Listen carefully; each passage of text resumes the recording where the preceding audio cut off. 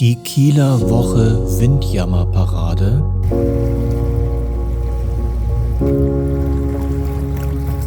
Das maritime Highlight der Kieler Woche. Auf der Außenförde mit vielen alten Traditionsseglern, Rahseglern und Windjammern.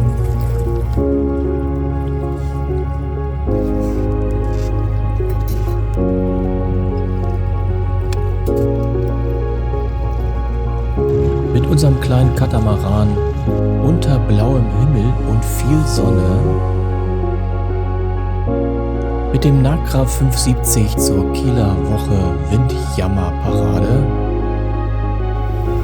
So, Verena, du direkt vor der Alexander von Humboldt.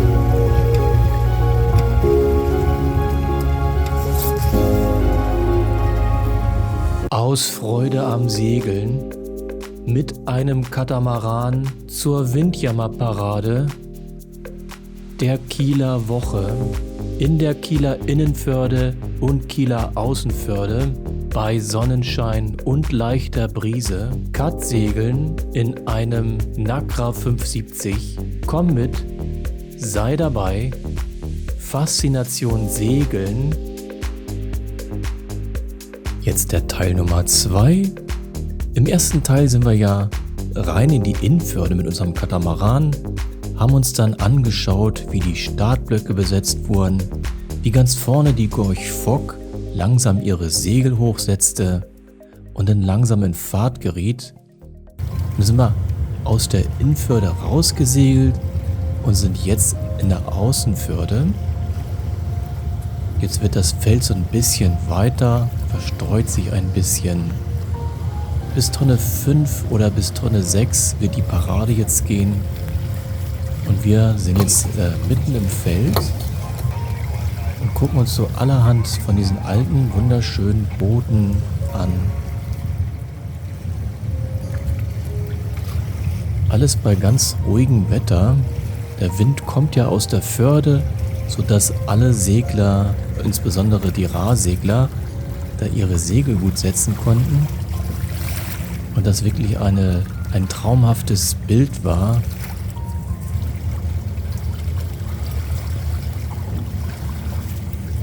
Da sind die zwei. Und so haben wir einfach diese Zeit auf dem Wasser genossen, umringt von diesen vielen großen, stolzen Schiffen und haben dann überall so ein paar Videoclips gemacht. Und die wir jetzt hier zeigen.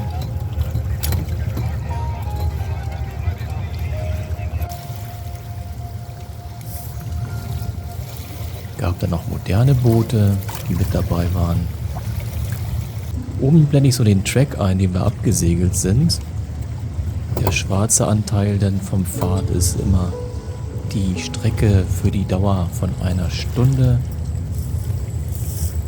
Aber es geht jetzt erstmal Richtung Außenförde immer weiter.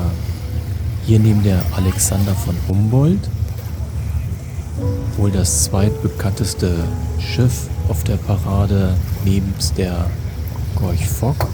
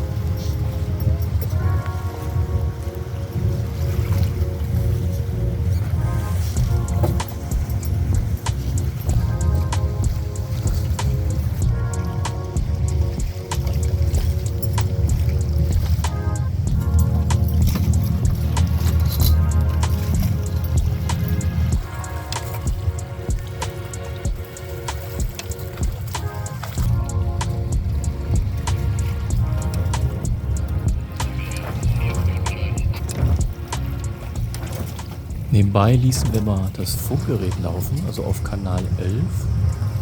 Da unterhalten sich die Traditionssegler mit dem Führungsschiff oder der Schahörn, die das Ganze organisiert, die ganz vorne fährt. Das ist recht interessant. Also irgendwann später werden sich die Schiffe dann abmelden. Den drehen die immer über Backbord in die Strander Bucht ein und fahren dann entgegen der Parade wieder Richtung Innvörde rein. Oder auch wenn irgendwas nicht so klappt, dann bekam man das auch recht gut mit, wenn andere Boote da irgendwie störten.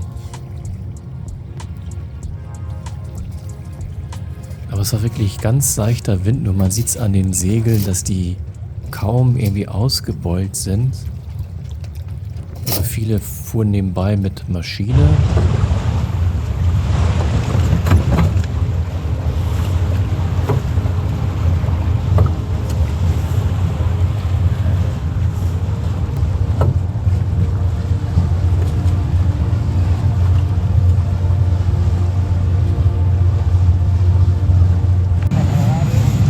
Das ist der Elch.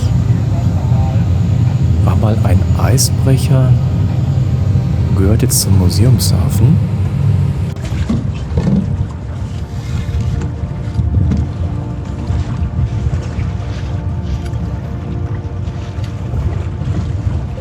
Und hier sieht man auch, wie weit verstreut das später sein wird.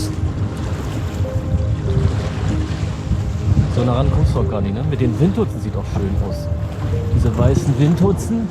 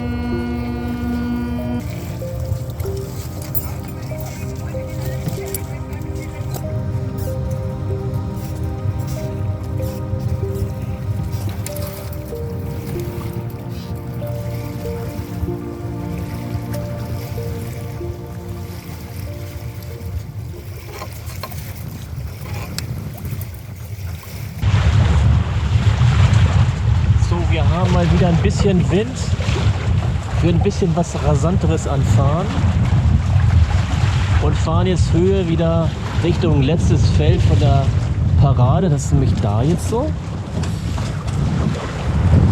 Da sind so die letzten. Die ersten haben sich schon abgemeldet. Wir haben mal ein bisschen Funk mitlaufen und die drehen dann immer hier an die Strander Bucht ab, melden sich dann ab, dass sie aus der Formation rausfahren. Na, es fahren also schon einige in die entgegengesetzte Richtung, allerdings außerhalb der Seeschiffstraße oder Seeschifferstraße. Na, da vorne ist Schilksee. Scheinbar finden heute keine Regatten statt, zumindest ziemlich leer. Und da ist auch alles voll Regatta, voll Traditionssegler. Ja, der Plan ging nicht ganz auf. Wir wollten also unten wieder Richtung Friedrichsorter Leuchtturm. Und da sieht man schon am Pfad, da ist der Wind total weggegangen. Ja, wir haben Wind, wir fahren los. Die haben auch Wind, haben Riesensegel, aber fahren nicht los. Einfach zu schwer das Ding. Auch die Seestern hat ja einen schweren Stahlrumpf, die bewegte sich dann auch nicht mehr. Und so trieben wir erstmal eine Weile alle so rum, konnten nicht viel tun. Das sind so Winddreher, die wir haben, so größere, und dann gibt es immer so ein Windloch. Also Wind wieder weg. Nichts mit Und das wird jetzt auch weiterhin Segeln. immer wieder passieren, dass wir denken, oh, der Wind ist zurück, setzen uns irgendein Ziel, wo wir hin wollen, und dann schläft der Wind wieder ein. Und so verbringen wir doch eine gewisse Zeit mit Treiben auf dem Wasser.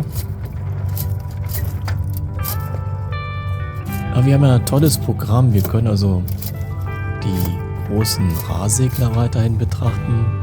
Oder wie vorne jetzt links eine Junke. So, da hinten ist die Gorch Fock, die fährt jetzt zurück. Die Parade ist aufgelöst. Und der Wind ist weg. Wir schaukeln hier ordentlich. Richtig gut gerade halten kann ich gar nicht.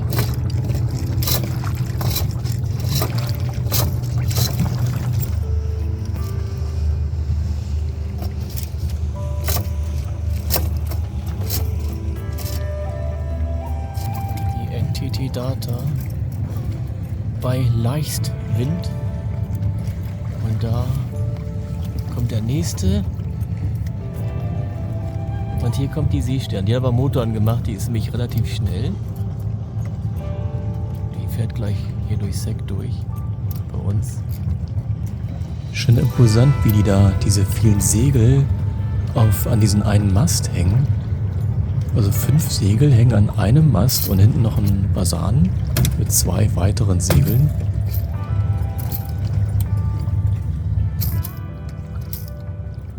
Hier fährt man wahrscheinlich auch nach Hause.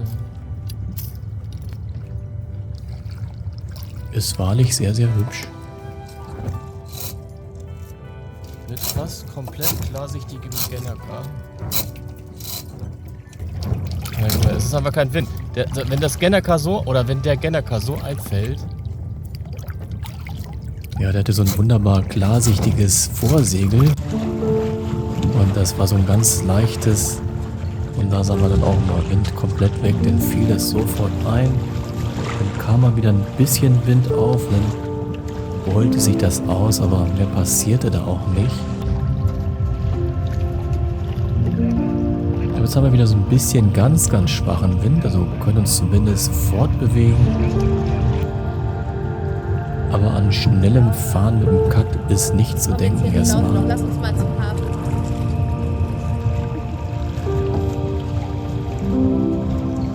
Nochmal vorbei an der Seestern. Und jetzt wollen wir nochmal zu diesem Spezialboot da hinten. Großer roter Rumpf. Und einer Hubschrauberplattform oder sowas oben drauf. Und irgendwo wird da hinten eine Riesenparty gefeiert. Der Wind ist doch gut, wir fahren doch schön. Und wieder Flaute. Ja, der kommt gleich wieder, der Wind.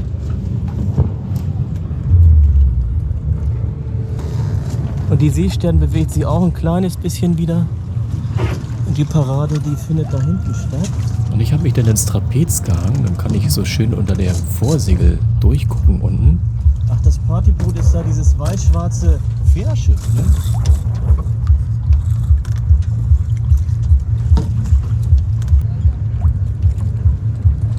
Ich bin auf der falschen Seite, ne? Ja, da kam gerade der Winddreher. Und jetzt ist Verena auch wieder glücklich. Jetzt haben wir wieder Fahrt im Schiff. Und können ja doch nochmal unser Ziel ansteuern, was wir vorhatten. Also wieder Richtung Eingang der Innenförde, Richtung Friedrichsort.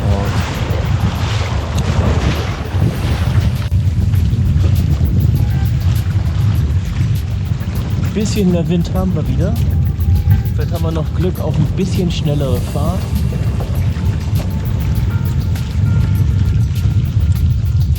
Die da hinten ankern alle. Die machen sich da fit für die Nacht.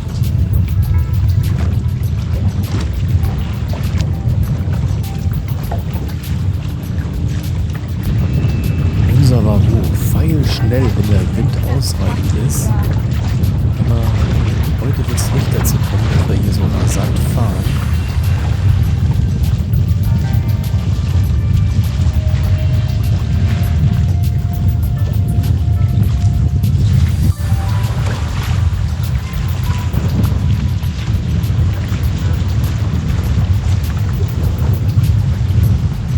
So geht es dann eher gemächlich oder eher zügig, sagen wir mal.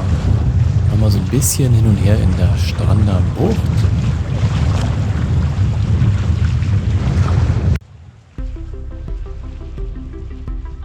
Und zum Abschluss ging es dann nochmal eine Schleife runter ins Fahrwasser. Da wo die Traditionssegler jetzt wieder Richtung Innvörde segeln.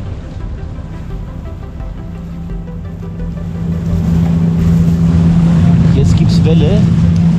Zumindest eine kleine.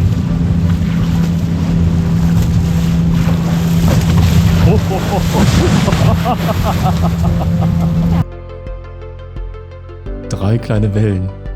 Von so einem dickeren Stahlboot erzeugt. Ja. Ja. Aber wir haben leider zu stark abgebremst. Das Schiff viel mehr. Ja, naja, mal gucken, vielleicht kommt er zurück, dann haben wir den Spaß nochmal. Ja, richtig klasse ist, wenn man richtig viel Wind hat und der Wind weiterhin richtig drückt. Und da ist die Alexander von Humboldt.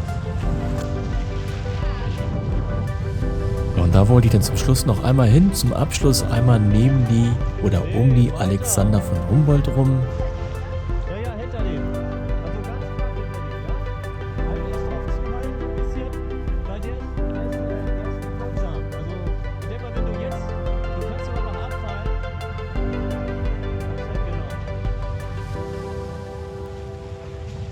Na und so entschieden wir uns halt hier, uns so zwischen zu mogeln. Neben der Alexander von Humboldt und neben dieser First Yacht. Aber wir werden nicht lang alleine bleiben. Und vor allen Dingen der Wind kommt aus der Richtung, aus der jetzt oder auf der Seite, wo die Alexander von Humboldt jetzt fährt. Und jetzt haben wir Windschatten. Und da oben sitzen sie in der Takelage und bauen irgendwie was rum. Und kommen jetzt also nicht vorbei, weil wir jetzt in diesem Windschatten fahren. Und segeln halt mit der Geschwindigkeit der Alexander von Humboldt weiter. Nee, niemals. Niemals. Macht bloß keinen. Also wir müssen jetzt den Kurs behalten. Das kriegst du nicht hin. Da knallst du garantiert Das Steuerbord wegdrehen ging auch nicht so gut. Da war ja die First. Ja. Also wenn du kannst natürlich, aber die wollen hinter dir, kommen ja auch hinter. Also wenn du jetzt das große Stramm knallst, dann werden wir langsamer. Aber ich würde hier nicht wenn du da mit der Hand das nicht abschätzt, also ich würde einfach so bleiben.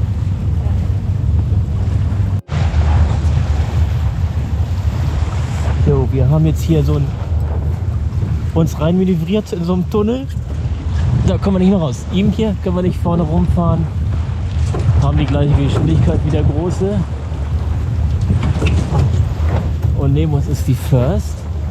Und dahinter sind auch noch zwei Yachten. Alle mit gleicher Geschwindigkeit. Und hinter uns kommen auch noch eine ganze Armada von Traditionsschiffen.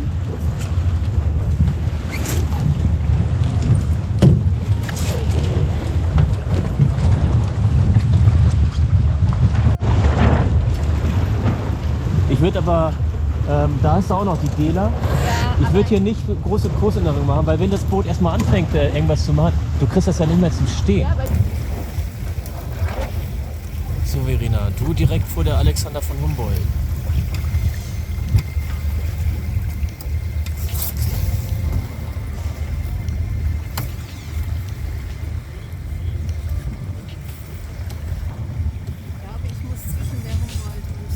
Vor allen Dingen haben wir was im Nacken sitzen, ne?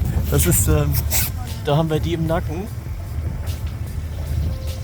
Entweder gabel ich jetzt die Tonne auf.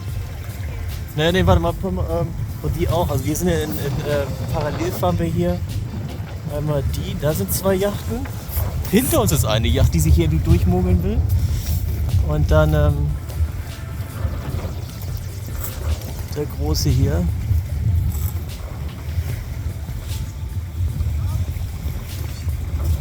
Ich glaube, die reihen sich schon alle auf, die gucken gleich die Kollision sich hier an von der Alexander. Jetzt werden wir wieder langsamer. Also ich tippe mal, er wird es jetzt hier hinter dir. Aber die rufen immer mehr an. Ich mache jetzt noch bitte das Kart raus, die uns überholen können. Weil wir kommen ja an denen nicht vorbei. Also ich fand das ja traumhaft schön, so mit den anderen Schiffen in Höhe der Alexander von Humboldt mitzusegeln. So ganz nah an diesem großen Schiff. Und nochmal. Der wird, also...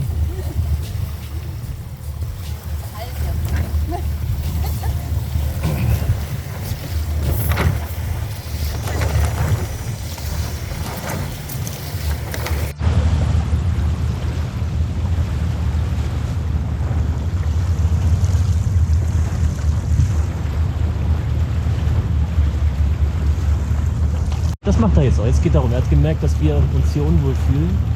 Müssen wir ihn dann noch vergraulen.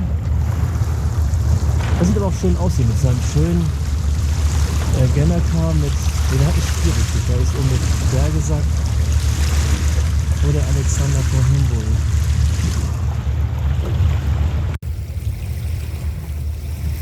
Das sieht sehr schön aus, muss ich sagen.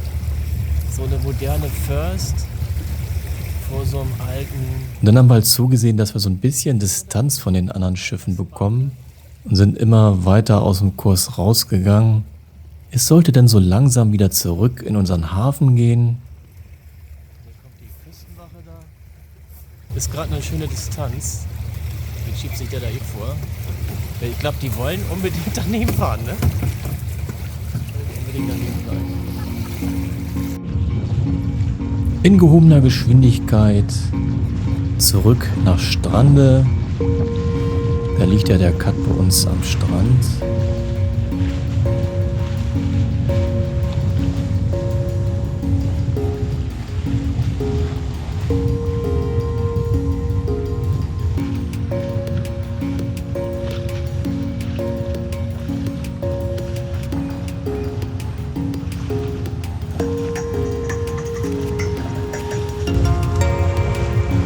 Und da sind diese kleinen Miniboote, diese ganz schmalen mit dem schweren Kiel. In Schicksal fanden jetzt doch die Wettbewerbe statt. Also wahrscheinlich haben die wegen der Flaute da alle Regatten verschoben. Jetzt ist halt Wind zurück. Und dann müssen wir durch die Regattafelder rein. Und am Strand, da ist dann auch noch so ein Ruderwettbewerb. Also das Segeln zum Strand verläuft nicht ganz wie im Bilderbuch. Und den Part, den zeige ich dir nochmal im dritten Teil, wie wir da so ein bisschen tricky an den Strand zurück müssen. Zumal sich bei uns auch noch ein Seil verknotet am Katamaran und das dann ja nicht so ganz so glücklich läuft. Schönen Dank fürs Zuschauen. Bis zum dritten Teil.